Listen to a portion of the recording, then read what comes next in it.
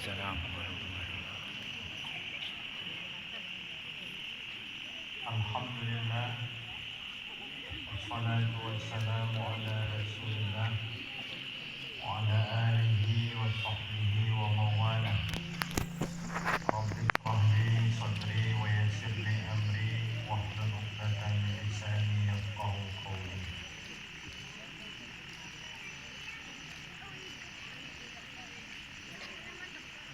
Yang sama-sama kita muliakan dan yang dimuliakan oleh Allah, yang kita cintai dan yang sangat mencintai kita, yaitu Abuya, guru kita bersama, serta Iya Al-Umi. Kita berdoa mudah-mudahan beliau sehat-sehat saja, panjangkan umurnya, mudahkan urusannya, dan selalu dalam lindungan Allah Subhanahu wa Ta'ala. Yang kita muliakan para guru-guru kita, abu muda-muda yang telah berhadir di posko yang kita cintai ini, juga yang kita hormati, hadir bersama kita ada Bapak Nazir,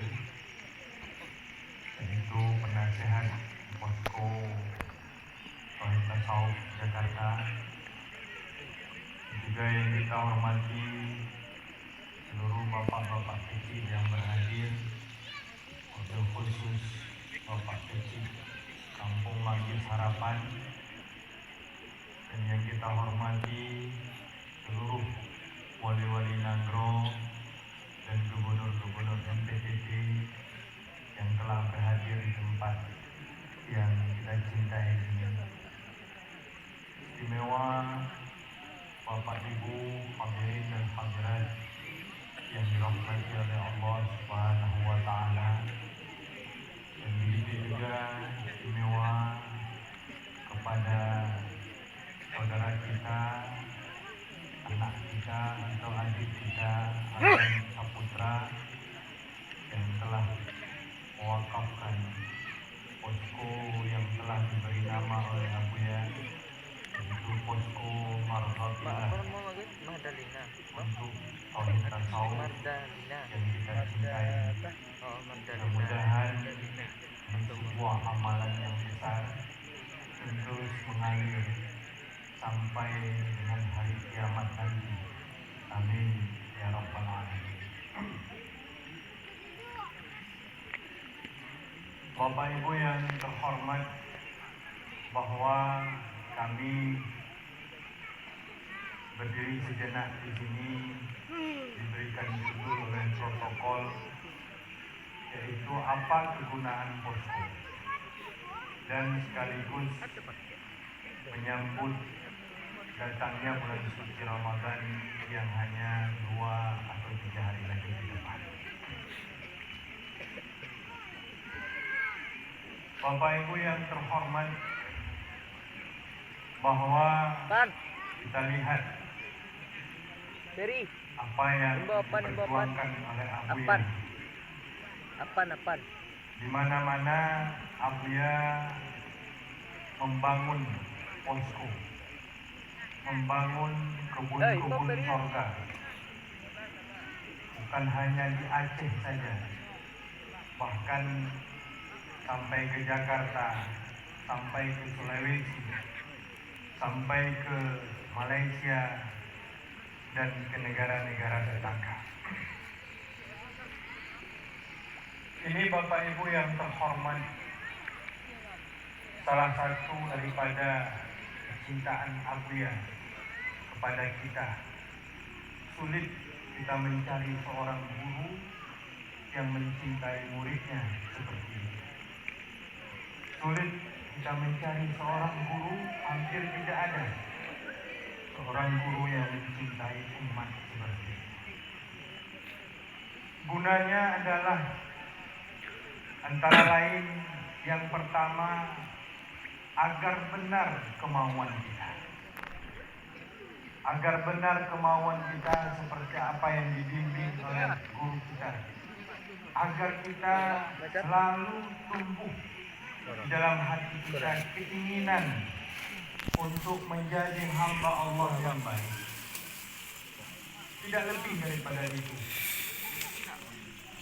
Bagaimana yang sering kita baca, yang sering kita dengar di dalam suluk, di dalam tawadhu.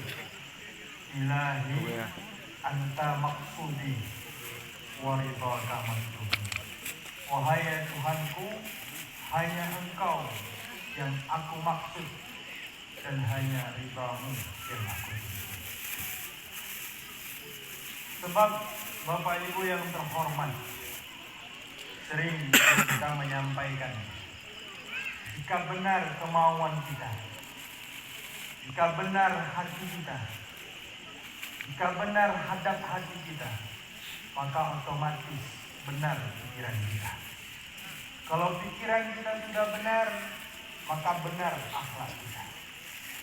Kalau sudah benar akhlak kita, maka benarlah perbuatan kita.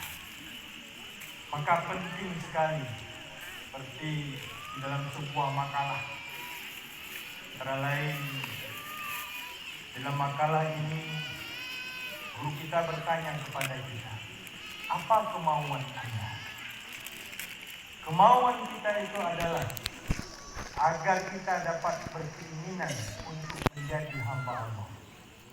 Maka membenarkan kemauan ini tempatnya adalah di posko.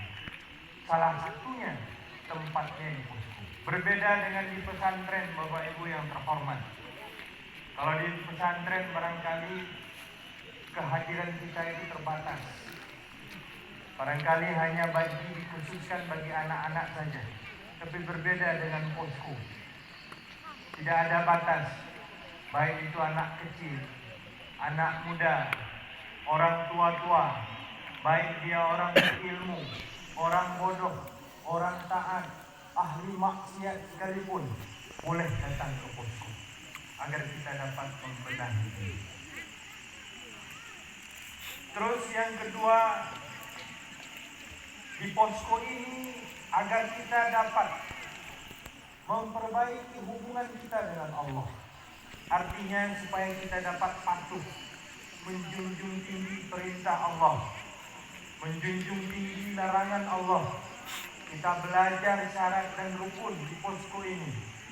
Bagaimana kita dapat melakukan sembahyang yang benar, bagaimana kita dapat melakukan puasa yang benar, bagaimana kita dapat melakukan ibadah yang baik. Maka di posko inilah Bapak Ibu yang terhormat, yang kita hari ini berbahagia sekali, wabil khusus di Tempun ini dapat kita sudah ada posko yang begitu besar, posko yang begitu megah, luar biasa Ibu Bapak-Bapak yang terhormat. Maka sepantasnya lah kita selalu hadir di sini, wabil khusus pada malam-malam pengajian, daripada kita duduk-duduk di tempat yang lain. Kita belajar di sini bersama-sama dengan guru-guru kita. Kemudian Bapak Ibu yang terhormat, cobalah kita lihat hari ini. Berbicara tentang akhlak,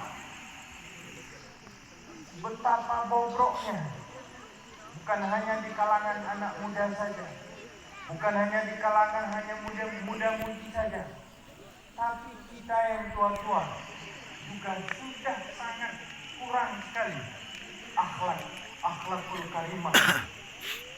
Maka dengan adanya posko ini, kita dapat memperbaiki akhlak.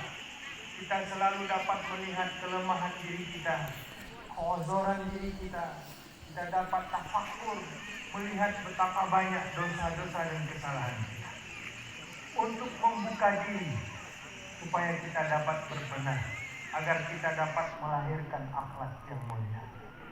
Hingga nantinya kita dapat bergaul antar sesama, bergaul yang baik, bergaul yang bagus.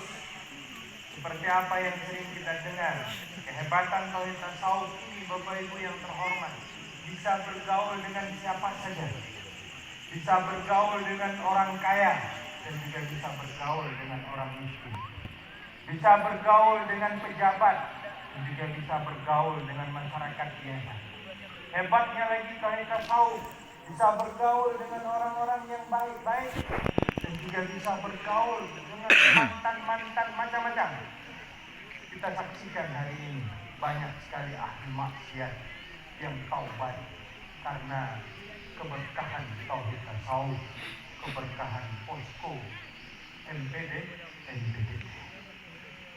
Inilah Bapak Ibu yang terhormat, antara lain apa kegunaan posko agar kita dapat memperbaiki kemauan kita, agar dapat kita memperbaiki amal kita, agar kita dapat memperbaiki akhlak kita, dan juga agar kita dapat memperbaiki gaul kita antar sesama dengan hablum minan nas.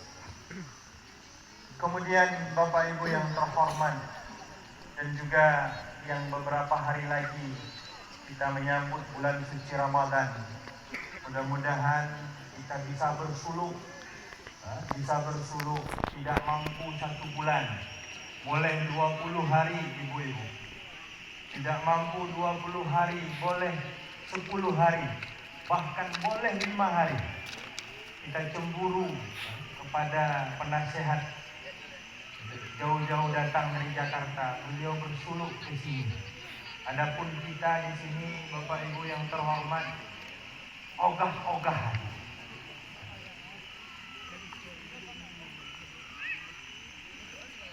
Dari Kota Cane sampai 34 orang. Dari Padang ada 10 orang yang sudah sampai. Itu balon lain yang baru sampai. Mudah-mudahan kita ibu-ibu dari Tumpun tak ada kalah. Siap ibu-ibu? Itu dihitung oleh Pak Kecik. Orang dulu dari Kampung Manggis, Pak Kecik itu hitung apa orang.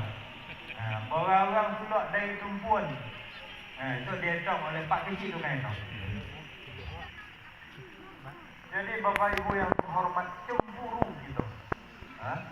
Buya Krum, Dong-dong, Buya Tamong, Merasiki. Kambing condong ya Ibu-ibu, Bapak-bapak ya.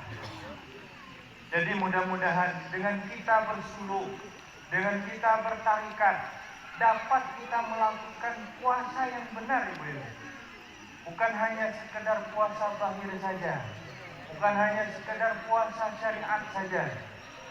Seperti apa yang diingatkan oleh Rasulullah Shallallahu Alaihi Wasallam, kam min shaimin laisa lahu min siyami illa al-ju'i wal 'atash. Cukup banyak orang yang berpuasa tapi dia tidak dapat apa-apa kecuali haus dan lapar. Itu puasa syariat, puasa zahir. Tapi dengan kita bersuluk, dengan kita bertarikat, bisa juga kita puasa bukan hanya sekedar syariat saja, tapi juga kita bisa berpuasa tarikat. Juga kita bisa berpuasa hakikat, bisa juga kita berpuasa makrifat, hingga kebaikannya di sisi Allah itu beribu-ribu kali lebih baik daripada orang yang hanya berpuasa syariat saja. Jadi bercita-citalah kita ibu-ibu, bapak-bapak yang terhormat, agar kita dapat baik itu, dapat baik itu doang. Setuju? Nak dodare.